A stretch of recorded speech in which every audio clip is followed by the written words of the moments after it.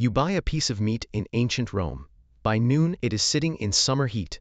By tomorrow, it may already smell wrong. And there is no refrigerator coming to save it. But Romans didn't just eat everything fresh. They stored meat, fish, fruit, cheese, and wine for weeks or much longer. So how? They packed food in salt, hung it over smoke, submerged it in vinegar, sealed it inside clay jars, and sometimes they deliberately let food ferment instead of rot. Get it right, and dinner could survive for months. Get it wrong, and you might regret eating it at all. So how did ancient Romans keep food from spoiling when almost everything around them wanted to rot?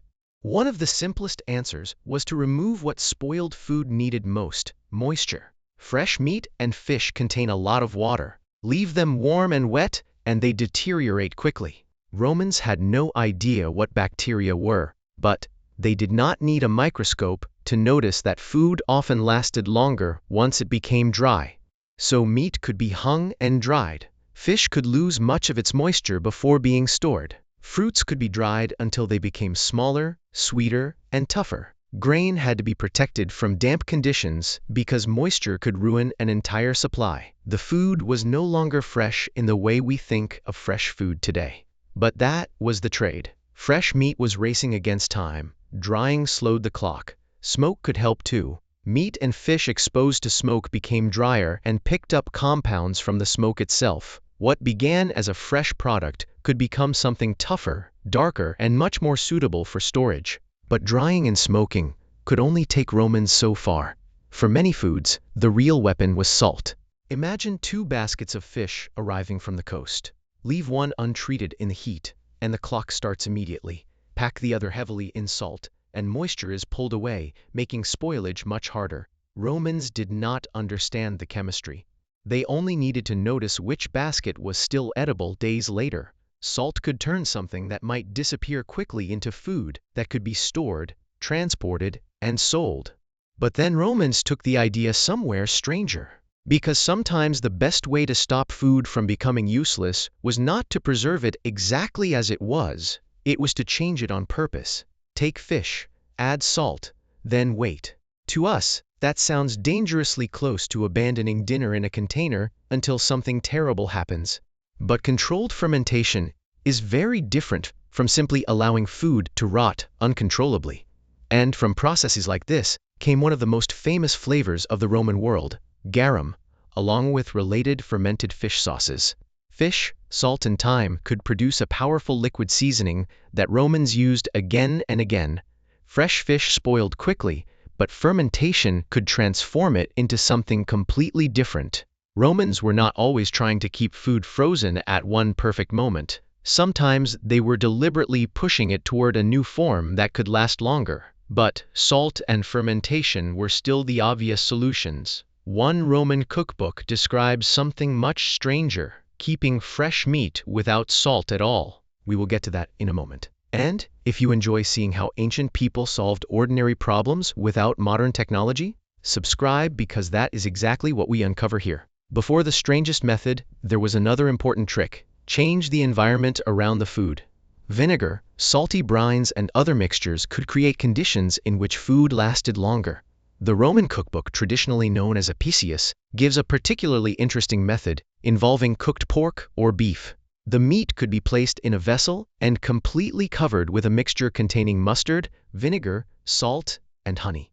Picture the kitchen. There is leftover meat, no refrigerator. So instead of putting it behind a cold door, a Roman cook lowers it into a clay vessel. Vinegar goes in, then salt, mustard, honey, until the meat disappears beneath the mixture. And the vessel itself mattered too. Roman kitchens, farms, and warehouses were filled with pottery. Amphorae could carry wine, oil, sauces, and other products across huge distances. Larger ceramic containers stored grain and other supplies. Smaller vessels held preserved food, sauces, and ingredients. Storage conditions mattered too. Grain needed to stay dry. Some foods benefited from cooler rooms. Containers helped protect food from pests, moisture, and exposure. There was no single Roman replacement for a refrigerator. Preservation depended on combining the right food with the right method and the right storage conditions.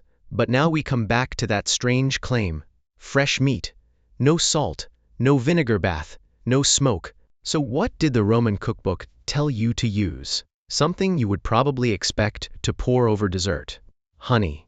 Apicius describes fresh meat being placed inside a vessel and covered with honey. And even the recipe itself admits there was a limit. The method was said to work much better in winter, while in summer the meat would keep for only a much shorter time. That detail matters. Roman cooks clearly understood that heat was still the enemy. Honey was not magic. Summer was still fighting back.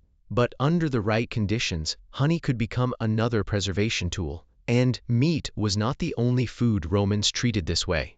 Honey also appears in preservation instructions for different fruits and other foods. Imagine opening a Roman storeroom. No refrigerator humming in the corner. Instead, there are rows of clay vessels. Inside one, dried fruit. Inside another, salted fish. Another contains something fermenting. And somewhere among them could be meat completely surrounded by honey. Which brings me to a question. If you had to eat one of these after a week, which would you trust most? Salted meat, fermented fish, meat kept in vinegar, or meat covered in honey? And which one would you absolutely refuse to eat? Tell me in the comments. I suspect the honey meat is going to divide people. But this is the key to understanding Roman food preservation. They did not have one trick. They had dozens of smaller solutions for different foods. Meat could be dried, smoked, salted, or placed in preserving mixtures. Fish could be salted or deliberately fermented. Fruit could be dried or preserved in sweet preparations. Vegetables could be kept in vinegar or other liquids.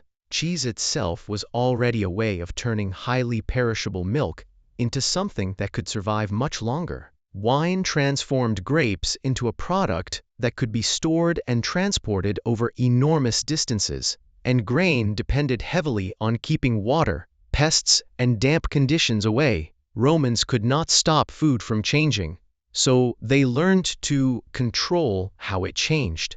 Dry it, smoke it, salt it, ferment it, submerge it, seal it inside a vessel, and apparently, under the right conditions, cover it in honey. No refrigerator, no freezer, just centuries of learning how to stay one step ahead of rot.